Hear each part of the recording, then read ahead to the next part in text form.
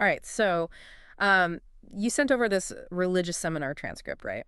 And it's about inner healing. And honestly, it really got me thinking. Like some of this stuff, it really resonates, just on a human level. Yeah, absolutely.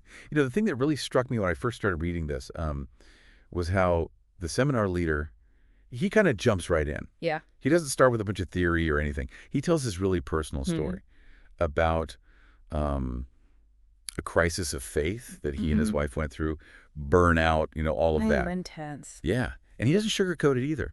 Like he's really honest about the raw emotion of it all. And I think that's what makes it so powerful. Right away, you realize, okay, this isn't just some lecture. This guy, he's been He there. gets it. He gets it. Yeah. He's felt that deep sense of brokenheartedness. And it makes you want to listen, right? When someone's been through it. Totally. It creates this foundation of trust. Yeah. Like, okay, you understand where I'm coming from. Exactly. And he broadens that whole idea of what a broken heart even means. It's not just about like romantic relationships, right? Well, He's talking about like all kinds of experiences, all kinds of wounds that can leave their mark on us. He calls it the inner man, which I thought was kind of interesting. What do you think he means by that? it's like he's getting at the core of who we are, right? Hmm. Like our spirit, our soul, the deepest parts of us. And he's saying that all of those life experiences, the good, the bad, the ugly, they shape us.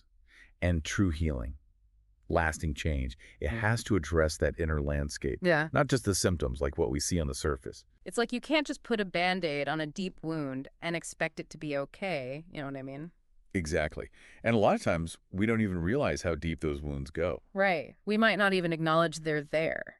Which kind of brings us to this idea that he keeps coming back to the tripartite nature of humans: spirit, soul, and body.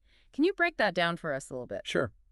It's basically a framework for understanding how interconnected we are. Mm-hmm. So the spirit that's like the deepest part of us, the part that connects us to, I don't know, something bigger than ourselves, right? Okay. And then the soul, that's where our mind lives, our emotions, our will, all that stuff. And then, of course, you've got the body, the physical part of us, the vessel that carries it all. So it's not enough to just focus on one aspect then. Like I could be physically healthy, but if I'm neglecting my spirit or my soul. Exactly. It's like trying to fix a car by only looking at the engine. You got to Yeah. consider the transmission, the electrical system, the whole thing. And what he's saying is when one of these parts is wounded, it impacts all the others. So we were just talking about this idea of our spirit, soul, and body all being connected. And something that really stuck with me was how he calls the soul the battleground. What do you think he means by that? Well, I think he's getting at the fact that, like, our souls are where a lot of our internal struggles happen. It's where we wrestle with those negative thoughts, those limiting beliefs we've picked up along the way, and, of course, all the emotional baggage. Yeah, because we all carry that, don't we? Oh, absolutely. And Huh. sometimes it's like our subconscious mind is running these old programs in the background without us even realizing it. Oh, tell me about it. I was just thinking, you ever have that experience where you react to something and you're kind of surprised by your own reaction? Like, whoa, where did that come from? All the time.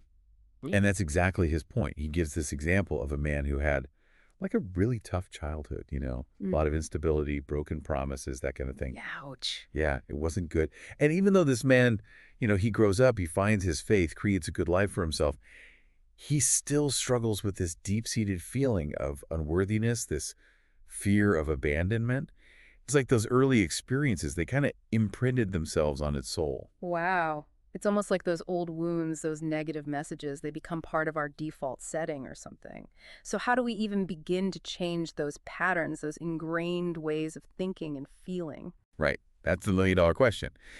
And thankfully, he doesn't leave us hanging. He dives into this whole concept of transformation, Yeah. which he says it's more than just masking the problem or coping with our emotions.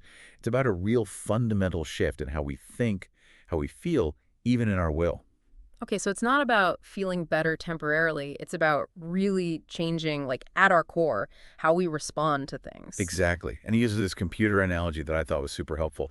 Imagine your mind is like a computer, right? Mm-hmm. All of our experiences, especially the early ones, they're like the programming that gets installed. Okay, yeah. And some of that programming is good, helpful, but then there's other stuff. It's outdated, full of glitches, holding us back.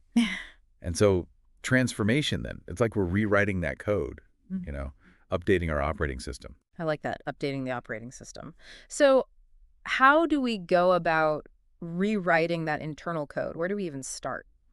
Well, he really emphasizes engaging with scripture, with prayer, and really, leaning into your faith as a source of strength and guidance. Okay. He tells this story about a time when he was dealing with some pretty intense negative thoughts and behaviors himself.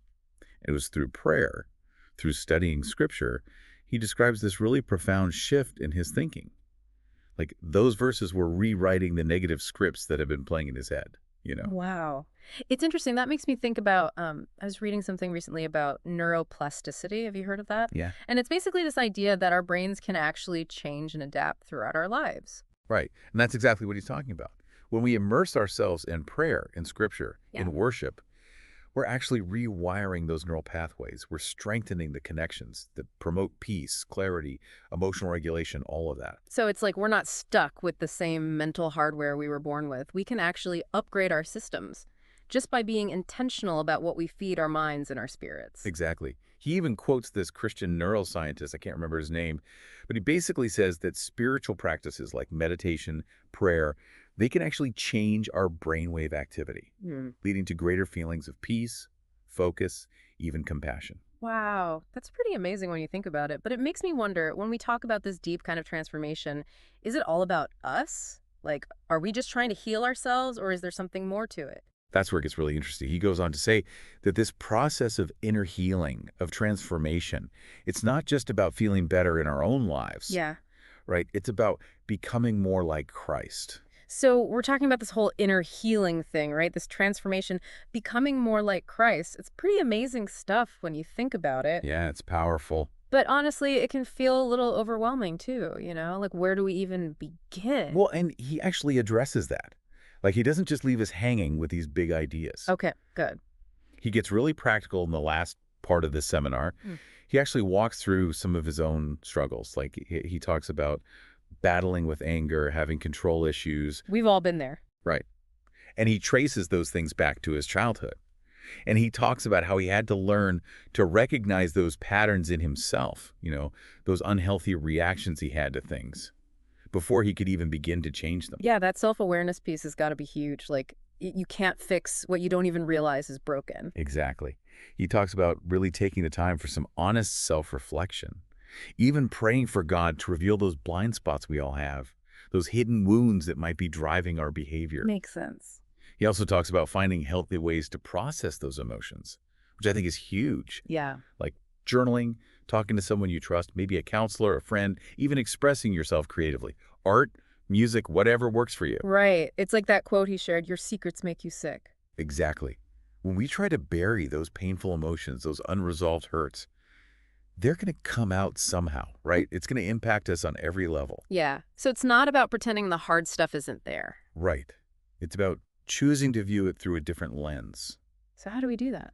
Well, he talks about bringing those hurts to God, like Yeah. actually surrendering them, asking for help to rewrite those old scripts, replacing them with truth and grace. It's like we're not defined by those past experiences, you No. know? We have the power to choose differently. Exactly. And he even says that as we do this work, as we invite God into those painful places, that's when we start to experience real freedom, real healing. Which doesn't mean life's going to be perfect or anything. Right. He's clear about that. It's not about life suddenly becoming easy or pain-free. But we learn to navigate those challenges differently, from a place of trust, with resilience. We're stronger on the other side. We are. And he ends the seminar with this question, and I think it's a good one for us to consider. What is one small step you can take today to address a hidden wound in your own heart, to experience greater wholeness? That's such a good question. And a good reminder that this whole inner healing thing, it's a journey. It takes time. It does. There might be setbacks. Yeah, for sure. Yeah. But it's a journey worth taking. It absolutely is. And we don't have to do it alone. So important to remember that. Well, this has been pretty eye-opening. Thanks for walking through this whole thing with me. I always appreciate your insights. My pleasure. It's always a good conversation with you. And to our listener, we hope this has given you some things to think about. Remember, true healing, it's possible. But you got to take that first step.